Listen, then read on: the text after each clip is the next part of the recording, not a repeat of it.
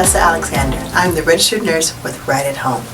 As the director of nursing at Right at Home, one of my primary jobs is to oversee caregivers, to oversee their function in the field with the clients, and to make sure that the clients are being adequately taken care of per our protocol here at Right at Home in Louisville.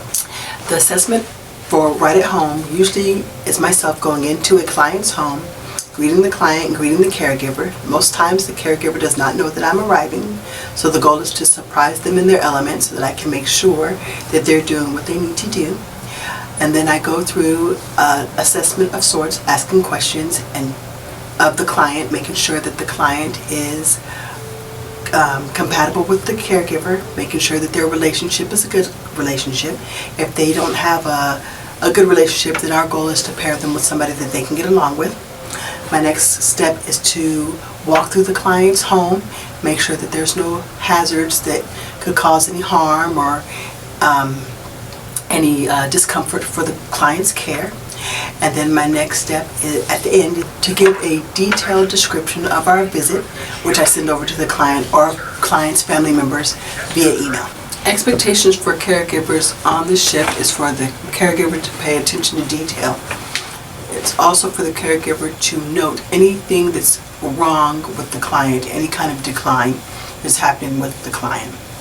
Also, our expectation is to make sure that the caregiver is present. Being on your cell phone is not present. Reading your ebook is not present.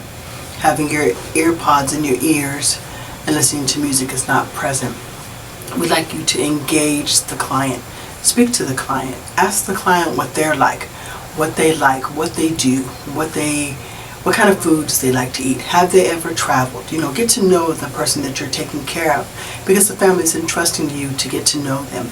They don't want to come home to seeing their loved one interacting with a total stranger every time a caregiver shows up.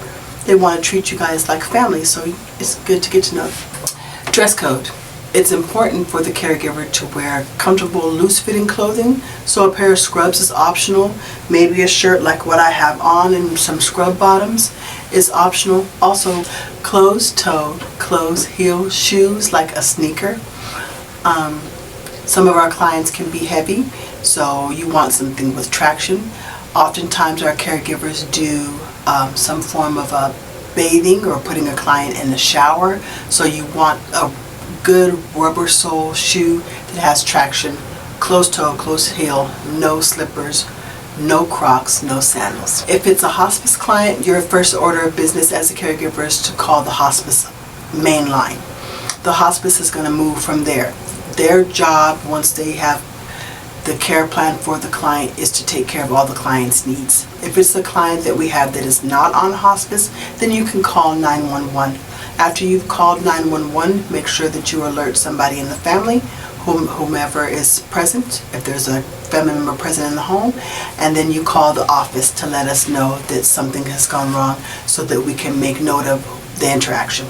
As a caregiver, it's important for us to make sure that our clients feel loved and cared for. Some of our clients don't have families, so if you come into a home and you're caring for a client, treat them like you would treat your own family. And for those of you that may not have family, treat them like you would treat yourself, because you're not going to mistreat yourself. So, food for thought.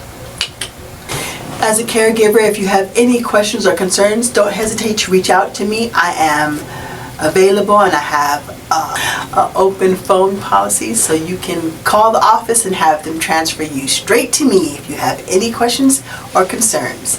If you need to reach out to me, you can reach me at rn@rahdfw.com.